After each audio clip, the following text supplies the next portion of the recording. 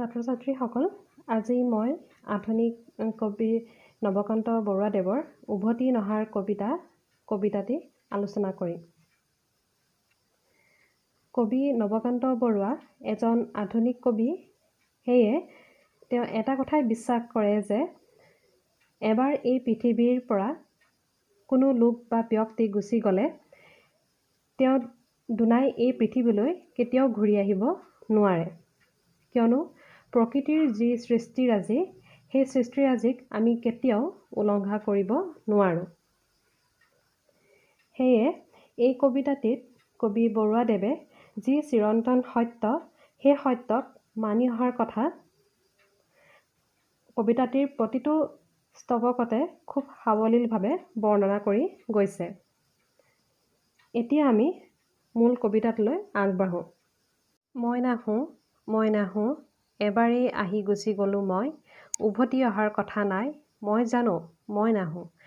জানো কোনো নাহে, মাথোন এই পৃথিৱীখনক ভাল পাই গ'লোঁ, এই কথাটোকে কিমানবাৰ যে ক'লোঁ।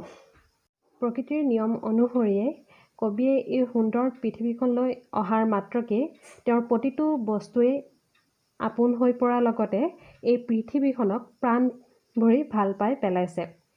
কিন্তু তেওঁ এইটো কথাও জানে যে পৃথিৱীখনক তেওঁ যিমানেই প্ৰাণ ভৰি ভাল নাপাওক কিয়, কিন্তু এই পৃথিৱীৰ পৰা এবাৰ গুচি গ'লে তেওঁ দুনাই কেতিয়াও ঘূৰি আহিব নোৱাৰে।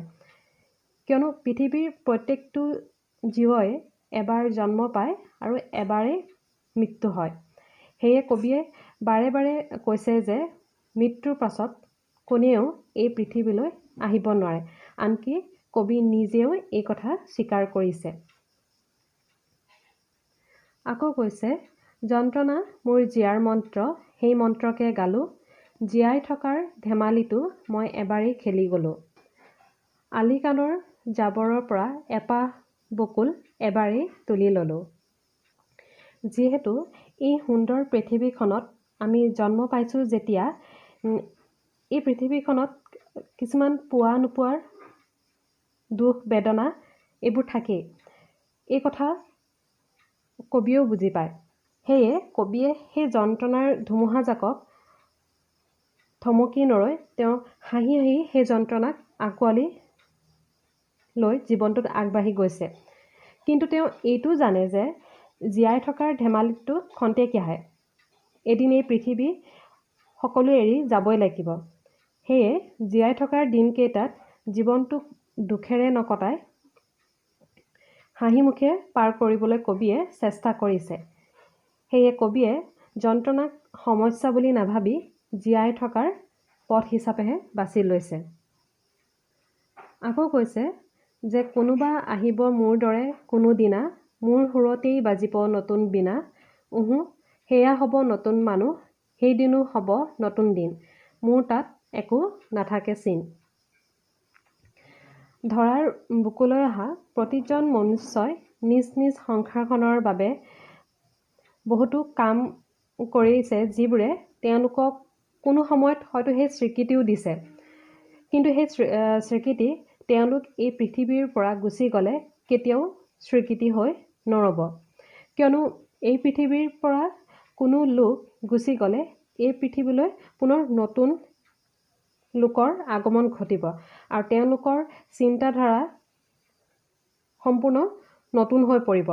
তেতিয়া পুৰণিৰ কোনো গুৰুত্বও নাথাকিব। সেয়ে কবিয়ে এই স্তৱকটিত কৈছে যে নতুনৰ আদৰ বাঢ়িলে তেওঁৰ দৰে পুৰণিৰো কোনো চিন নাথাকিব।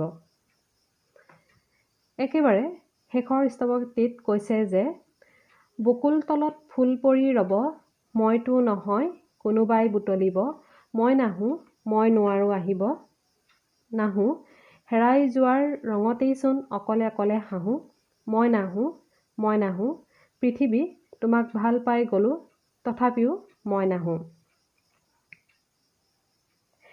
কবিৰ বাবে এই পৃথিৱীখন নিজতকৈও আপোন। সেয়ে তেওঁৰ প্ৰতিটো বস্তুতেই মোহ জাগে। আনকি বকুল গছৰ তলত পৰি ৰোৱা তাৰ প্ৰতিপাহ ফুলেই তেওঁক দি যায় জীয়াই থকাৰ এক অনাবিল সুবাস।